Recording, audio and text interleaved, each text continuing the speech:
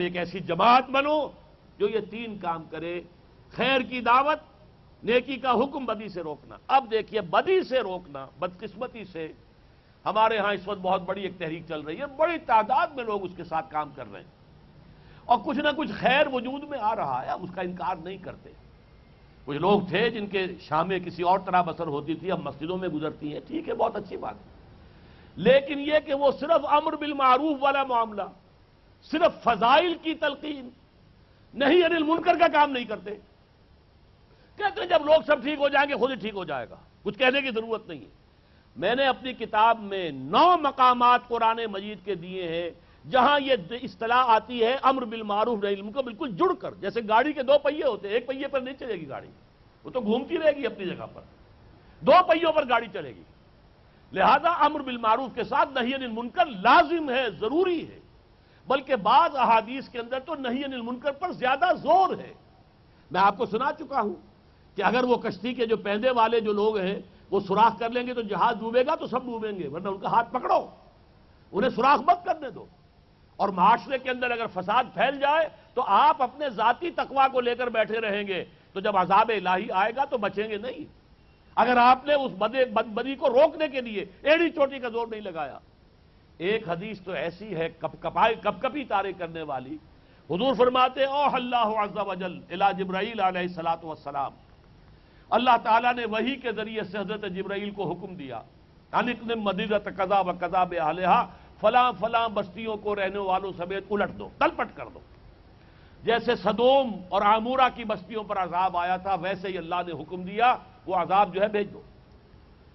قال فقال، حضور فرماتے ہیں کہ اس پر حضرت جبرائیل نے عرض کیا خود بارگاہ خداوندی میں، یا رب ان فیہا عبدک فلانا لم یعصک طرفۃ عین، اے اللہ اس بستیوں میں تو تیرا فلاں بندہ بھی ہے جس نے آج تک پلک جھپکنے جتنی دیر بھی معصیت میں بسر نہیں کی۔ کسی شخص کے ذاتی نیکی کا تصور کیجئے، گواہی دینے والا کوئی کرائے کا وکیل نہیں ہے یہاں، جبرائیل، ان فیہا عبدک فلانا لم یعصک طرفۃ عین، ہم تو کہتے ہیں نا پلک جھپکنا، عربی میں محاورہ نگاہ کا ادھر سے ادھر ہو جانا، اب میری نگاہ کا ادھر سے ادھر ہونے میں کیا وقت لگا؟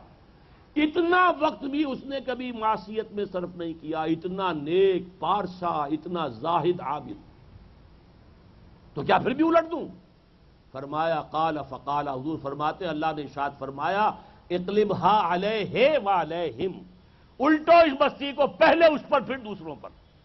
فإن وجہہ لم یتمعر فی ساعۃ قط، اس لیے کہ اس کے چہرے کا رنگ کبھی میری غیرت کی وجہ سے متغیر نہیں ہوا۔ کوئی شخص آپ کو ماں کی گالی دے، اگر تو آپ میں طاقت ہے تو آپ اسے جانے نہیں دیں گے، اگر طاقت نہیں ہے قہر درویش برجانے درویش، تب بھی کم سے کم آپ کا چہرہ سرخ ہو جائے گا، آپ کانپیں گے اپنی جگہ کھڑے ہو کر، کچھ کر نہیں سکتے، لیکن یہ کہ آپ کے چہرے کا رنگ تو متغیر ہوگا۔ لیکن یہ بدبخت اپنی نیکی میں لگا رہا، میری شریعت کی دھجیاں بکھرتی رہیں، میرے حدود پامال ہوتے رہے، جس پر میری طرف سے اعلان جنگ تھا اس پر انہوں نے اپنا سارا معاشی نظام استوار کیا، بینکنگ ہی ان کا سارا نظام چلتا رہا، اور یہ لگا رہا مست رکھو ذکر و فکر صبح گاہی میں اسے، اور پختہ تر کر دو مزاج خانقاہی میں اسے، یہ اللہ اللہ اللہ میں لگا رہا، یہ زیادہ بڑا مجرم ہے دوسروں کی نسبت۔ اقلبھا علیہ وعلیہم فإن وجہہ لم یتمعر فی ساعۃ قط، یہ ہے در حقیقت یہ نہی عن المنکر کی اہمیت۔ اس نہی عن المنکر کے لیے میں آخری بات عرض کر رہا ہوں، حدیث میں 3 درجے آئے ہیں، اس لیے میں نے گنوایا تھا 3 آیتیں، ہر آیت میں ایک نقطہ۔ پہلے اشخاص متقی ہوں، دین پر کاربند ہوں، پھر جڑ جائیں آپس میں، نمبر 3 پھر ایک جماعت بنے۔ یہ جماعت کیا کام کرے؟ وہ 3 ہیں، دعوت الی الخیر، دعوت الی القرآن، امر بالمعروف نیکی کا حکم، نہی عن المنکر بدی سے روکنا، اور بدی سے روکنے کے 3 درجے ہیں۔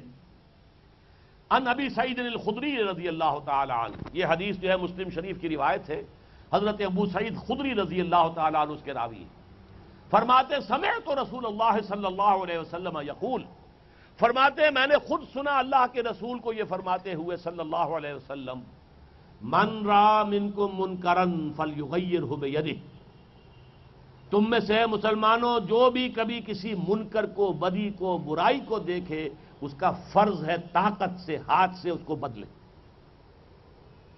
فَإِن لَّمْ يَسْتَطِعْ، اگر اس کی طاقت نہ ہو، فَبِلِسَانِهِ، تو زبان سے تو کہے کہ خدا کے بندے باز آ جائے، یہ کام غلط ہے، یہ حرام ہے۔ اللہ کے غضب کو دعوت نہ دو، زبان سے، قلم سے، جو بھی ذرائع ابلاغ ہیں ان سے کم بات کہو تو صحیح، گونگے شیطان تو نہ بنو۔ فَإِن لَّمْ يَسْتَطِعْ، آخری درجہ، اگر زبانوں پر بھی تالے پڑ گئے ہوں اور زبانیں بھی کھینچ لیے جانے کا اندیشہ ہو کہ ذرا حق بات کہے گی زبان کھنچ جائے گی، اور ایمان کی اتنی طاقت نہیں ہے کہ انسان اس رزق کو لینے کے لیے تیار ہو جائے، تو کمزوروں کے لیے بھی رعایت کرتے ہوئے فرمایا فَإِن لَّمْ يَسْتَطِعْ فَبِقَلْبِهِ، تو کم سے کم دل سے ضرور، یعنی اس سے شدید نفرت رکھے، کم سے کم رات کو نیند تو نہ آئے یہ کیا ہو رہا ہے، میں زندہ ہوں اور یہ کیا ہو رہا ہے، جیسے حضرت ابوبکر نے فرمایا تھا اَيُبَدَّلُ الدِّينُ وَأَنَا حَيٌّ، کیا دین میں تبدیلی کی جائے گی جبکہ ابھی میں زندہ ہوں، میرے جیتے جی نہیں ہوگا۔ تو کم سے کم آدمی جو ہے، آپ کا بچہ بیمار ہو، آپ نے علاج کرا لیا، ڈاکٹری، حکیمی، ہومیوپیتھ، سب کچھ، اور کوئی گنڈا تعویذ بھی کر لیا، نہیں شفا ہو رہی، پھر بھی اگر بچہ تڑپ رہا ہو تو کیا آپ سو جائیں گے؟ کچھ نہیں کر سکتے، سوئیں گے تو نہیں نا، دکھ تو ہوگا، جاگیں گے تو صحیح۔ اسی طریقے سے نیندیں تو حرام ہو ہماری، اگر وہ بھی نہیں ہے تو وائے ناکامی بتائے کارواں جاتا رہا، کارواں کے دل سے احساس زیاں جاتا رہا۔ حضور نے فرمایا ذالک اضعف الایمان، یہ ایمان کا کمزور ترین درجہ ہے۔ دوسری حدیث سنیے، وہ بھی مسلم شریف کی، حضرت عبداللہ ابن مسعود سے رضی اللہ تعالی عنہ، فرمایا حضور نے ما بعث اللہ من نبی قبلی فی امتہ الا کان لہ حواریون واصحاب، اللہ نے مجھ سے پہلے جس نبی کو بھی اس کی امت میں مبعوث کیا، اس کے کچھ نہ کچھ حواری اور صحابہ ضرور ہوتے تھے۔ وہ حواری اور صحابہ کیا کرتے تھے؟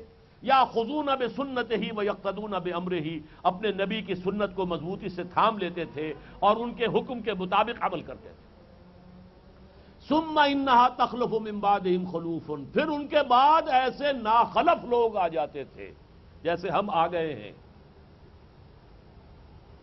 یقولون ما لا یفعلون ویفعلون ما لا یؤمرون، کہ کہتے وہ تھے جو کرتے نہیں تھے اور کرتے وہ تھے جس کا حکم ہی نہیں ہوا۔ یعنی کہہ رہے ہیں اللہ سے محبت ہے اور رسول سے عشق ہے اور نعتیں پڑھی جا رہی ہیں اور سب کچھ لپ سروس ہو رہی ہے، اور عمل دیکھیے تو معاملہ برعکس، جو کچھ کہتے ہیں کرتے نہیں۔ لما تقولون ما لا تفعلون کبر مقتا عند اللہ ان تقولوا ما لا تفعلون، اللہ کے غضب کو بھڑکانے والی بات ہے کہ تم کہو جو کرتے نہیں۔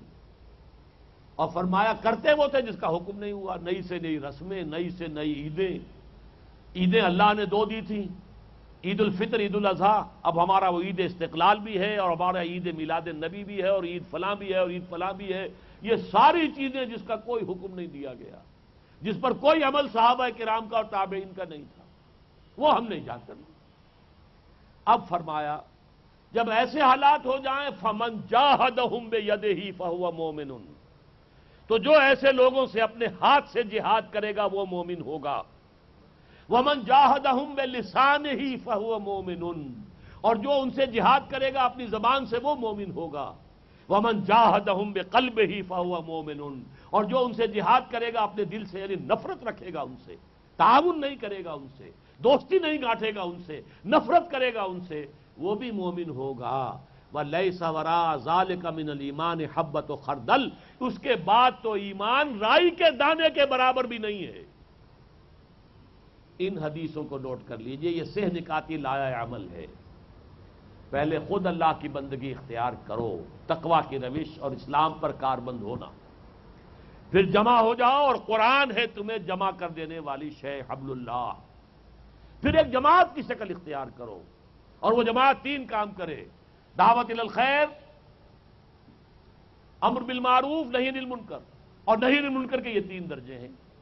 جیسا کہ میں اس سے پہلے عرض کر چکا ہوں، دیکھیے ہم نے کام شروع کیا یا میں نے کام شروع کیا، قرآن مجید کی دعوت سے بات شروع ہوئی، اب اس کے بعد تنظیم اسلامی قائم ہوئی ہے۔ ہمارے سامنے انقلاب کا پروسیس یہی ہے کہ ایک ایسی جماعت تیار ہو جائے، لیکن وہ 200-400 2-4 ہزار سے بات نہیں بنے گی۔ 14-15 کروڑ کا ملک ہے پاکستان، اسی کی تناسب سے کچھ جمعیت ہونی چاہیے. لاکھوں افراد تو ہوں جو اپنی ذات پر اور اپنے گھر میں اللہ کے دین کو نافذ کر چکے ہیں. پہلا مرحلہ. پھر جڑ کر ایک جماعت بنے جس کے لیے مسنون بنیاد بیعت کی ہے، جس کو ہم نے اختیار کیا اللہ کے فضل و کرم سے، بیعت سمودات فی المعروف. اب اس کا آج وقت نہیں ہے. پھر یہ کہ وہ یہی کام کریں، اپنے بیس کو بڑھاتے چلے جائیں. دعوت، تبلیغ، زبان کے ذریعے سے نہیں انل منکر کرتے رہیں، زبان کے ذریعے سے امر بالمعروف کرتے رہیں، زبان کے ذریعے سے قرآن کی طرف لوگوں کو بلاتے رہیں. میں نے ابھی 2 گھنٹے صرف کیے ہیں آپ کو قرآن کی طرف بلانے کے لیے، آپ کے ساتھ قرآن مجید کے اس فہم کو شیئر کرنے کے لیے جو اللہ تعالیٰ نے مجھے عطا فرمایا ہے. یہ اسی جہاد کا ایک حصہ ہے. اور اس کے بعد یہ ہے، اگر وہ جمعیت اتنی فراہم ہو جائے کہ پھر کھل کر سامنے آ کر اعلان کریں گے اب ہم یہ حرام کام اس ملک میں نہیں ہونے دیں گے. گھیراؤ کریں گے، جلاؤ نہیں، گھیراؤ، پکٹنگ کریں گے. آپ کو یاد ہوگا یہاں کی ایم کی تحریک کہ وہ ذرا خبریں مناسب نہیں دے رہا تھا. روزنامہ جنگ 3-4 دن محاصرہ کیا، اخبار نہیں نکالنے دیا، اور اس کے بعد حال یہ ہو گیا کہ اگر الطاف صاحب کو چھینک بھی آ گئی تو پہلے صفحے کے اوپر اس کی خبر شائع ہو گئی. اس لیے کہ گھیراؤ کیا گیا تھا، اخبار نہیں چلنے دیں گے.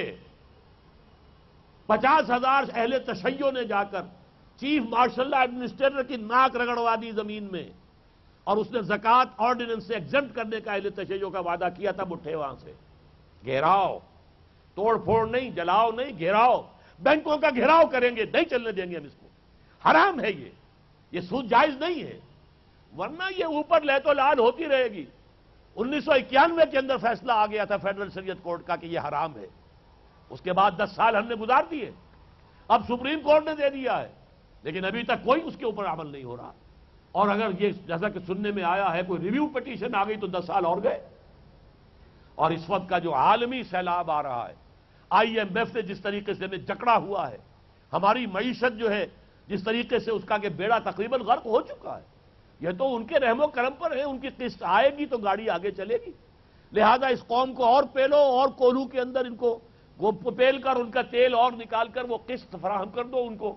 ان کے قرضے کی قسط اگر جائے گی اور سود کی قسط جائے گی تو اگلے قرضے کی قسط آئے گی تو گاڑی چلے گی. یہ حال ہمارا ہو چکا ہے. ہم اس بدترین حالت کو 2-4 کو پہنچ چکے ہیں. میں اس وقت اس میں تفصیل میں نہیں جانا چاہتا، لیکن جیسا کہ میں نے عرض کیا تھا اس سے بھی آگے کا جو سیلاب آ رہا ہے، بیجنگ +5 کانفرنس یونائٹڈ نیشنز کے ذریعے سے اگر ہیومن رائٹس کا یہ تصور اس ملک میں نافذ کرنے کی کوشش کی گئی، جس کی میں نے چند مثالیں آپ کو دے دی تھی. تازہ ندائے خلافت میں اس کے لیے جو ڈاکومنٹ تیار ہوا 20 اپریل کو، preparatory document for that conference, ایک اسپیشل اجلاس ہوگا نیو یارک میں یونائٹڈ نیشنز جنرل اسمبلی کا اسپیشل سیشن. ویمن 2000، عورتوں کا معاملہ اب اس 2000 جو سن ہے اس میں ہم کہاں تک پہنچے. بیجنگ کانفرنس کے بعد 5 سال گزر چکے ہیں، کیا کچھ ہم نے پیش رفت کی. کچھ مسلمان ممالک نے کچھ ریزرویشن رکھ لی تھیں، اب انہیں کیسے جو ہے سوچیں کیسے ان ریزرویشن کو توڑا جائے. اور یہ چیزیں ہیں جو ہم نے نافذ کرنی ہیں. اب اگر وہ باتیں جو میں آپ کو گنوا چکا ہوں یونائٹڈ نیشنز اسمبلی کے ذریعے سے نافذ ہوئی تو گویا کہ اگر آپ نہیں مانیں گے تو سینکشنز لگیں گے. اب اس موضوع پر واقعہ یہ ہے کہ ہم اس وقت ایک بہت کلیئر 2 راہیں پر آ چکے ہیں. کلنٹن صاحب جو تشریف لائے تھے یہاں 6 گھنٹے کے لیے اور جو ویاخیان دے گئے ہیں یہاں پر، واز، بہت عمدہ واز انہوں نے کہا تھا، اس نے ہمیں کہاں پہنچا دیا ہے. اب تو یا چنا کن یا چنی ہے، بیچ میں چلنے کا کوئی راستہ نہیں ہے. اب ہمارے لیے یا یہ راستہ ہے یا وہ راستہ ہے. اس موضوع پر مجھے انشاءاللہ تعالی یہیں پرسوں پھر بات کرنی ہے. آج کے لیے تو اعلان تھا درس قرآن کا، اللہ کے فضل و کرم سے 9 آیتوں کا درس میں نے دیا ہے. کوئی بات جو ہے کسی آیت کے حوالے سے جو ضروری ہے وہ کہی ہے، اس کے ادھر ادھر نہیں گیا ہوں، شاذ کہیں کوئی بات ہوئی ہو. لیکن یہ کہ پرسوں مجھے بات کرنی ہے یہ اس ملک کے حوالے سے، یہ مملکت خدا داد پاکستان جو اسلام کے نام پر قائم ہوئی اور جس کے خاطر ہم نے دی قربانی لاکھوں جان کی. بچوں کو آپ وہ جو ہے ترانہ سناتے ہیں اور پڑھاتے ہیں ان سے، وہ کہاں گئی وہ جانیں. وہ عصمتیں جو لٹیں اس پاکستان کی بنیاد میں، جن عصمتوں کا جو ہے چورا اس کے اندر دفن کیا گیا ہے، کہاں ہے اس کا نتیجہ؟ کہاں ہے وہ اسلام؟ کدھر ہم جا رہے ہیں؟ ابھی تک ہم نے امریکہ کو سمجھا کہ وہ ہمارا سرپرست ہے، وہ محافظ ہے، وہ مددگار ہے. اللہ سے رشتہ نہیں جوڑا ہم نے.